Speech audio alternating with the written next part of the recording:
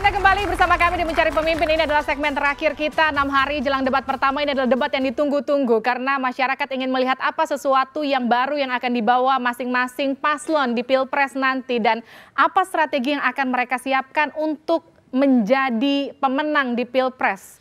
Kita lihat ke Bang Plate dulu. Yang pertama, Pak Joko Widodo Kiai Maruf tidak punya beban dan tidak tersangkut masalah hukum. Yang sebelah masyarakat menilai. Yang kedua, Pak Jokowi dan Kiai Maruf tidak tersangkut masalah korupsi.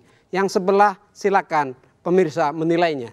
Yang ketiga, Pak Jokowi Maruf tidak terkait sama sekali dengan masalah HAM dan masalah HAM berat. Yang sebelah 02 silakan publik menilainya. Dan yang ketiga, Pak Joko Widodo dan Kiai Maruf akan meneruskan usaha untuk menjaga keamanan Indonesia dari tindakan terorisme. Yang sebelah masyarakat silakan menilainya. Karenanya skor 4-0. 4-0. Bang Mardhani 4-0. Silakan tanggapan. Namanya tim kampanye kan, monggo aja gitu loh. Jadi kami menilai gini, ini bukan tentang Prabowo, bukan tentang Sandi. Ini bukan tentang Jokowi, bukan Kiai Ma'ruf, bukan. Ini tentang bangsa ini. Ini tentang masa depan rakyat ini. Ini tentang bagaimana kita kompetitif dibanding bangsa lain. Dan karena itu jangan termakan jargon membesarkan satu orang. Tidak. Bagaimana kita melihat sistem yang sudah dibangun ini harus terus berkembang. Dan pasangan Prabowo Sandi dengan segala kerendahan hatinya, dengan sikap kenegarawanannya, siap menjadikan debat nanti debat substansial, bukan debat contekan, apalagi debat bocoran, bukan debat kusir atau debat seperti jar semat, tapi benar-benar Prabowo Sandi akan memaparkan kemana Indonesia akan dibawa dan seperti apa solusinya. Tepuk tangan. Kang Maman. Iya, soal hukum dan terorisme menjadi prioritas bagi Presiden Jokowi. Sehingga dalam misi kami adalah pertama memberikan perlindungan kepada seluruh warga dan rasa aman. Yang kedua menegakkan sistem hukum. Sehingga sekali lagi Jokowi tidak pernah menggunakan kekuasaan sebagai instrumen hukum sebagai instrumen kekuasaan, tetapi instrumen keadilan. Maka saya yakin bahwa Jokowi adalah pemimpin Indonesia yang di 2 periode ke depan itu akan menjadikan Indonesia maju, bebas dari korupsi, bebas dari pelanggaran HAM, dan kita mampu menjadi negara yang betul-betul bebas dari hoax dan fitnah. Inilah pemimpin yang memberikan harapan, bukan menakut-nakuti. Inilah pemimpin yang memberikan kinerja dan prestasi, bukan mimpi. Dan inilah presiden dan wakil presiden ke depan yang membuat Indonesia akan semakin kokoh, terutama di bidang hukum, penanganan terorisme, HAM, dan tepuk tangan. korupsi. Fakta membuktikan di era kepemimpinan Pak Jokowi, hukum kita amburadul. Mulai dari kriminalisasi ulama, menggunakan undang-undang ITE untuk menyerang oposisi. Kemudian juga sampai dengan urusan terorisme di Papua tidak bisa diselesaikan.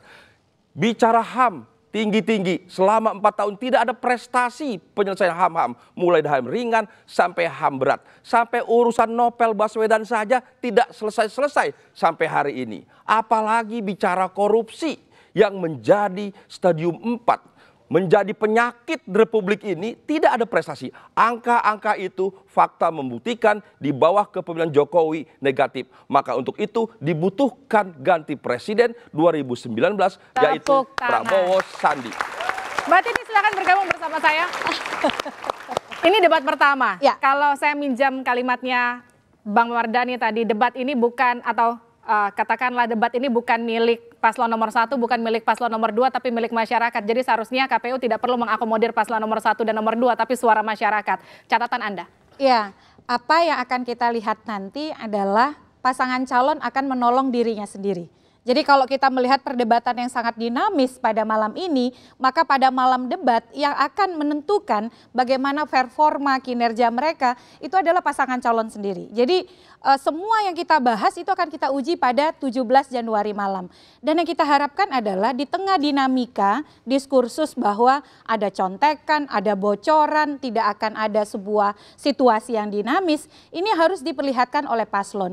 Perlihatkanlah orisinalitas, gagasan yang otentik, diskursus yang betul-betul natural. Jangan sampai kemudian masyarakat melihat, ini kan desain untuk saling ewo pakewo ya, atau saling menjaga ritme saja, asal memenuhi kewajiban debat saja.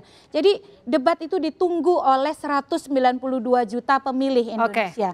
Oleh karena itu manfaatkan mahkota kampanye yang namanya debat itu untuk meyakinkan pemilu ini membeli harapan. Pemilu ini akan menghasilkan kepemimpinan yang memang berkontribusi untuk Indonesia yang lebih baik. Dulu.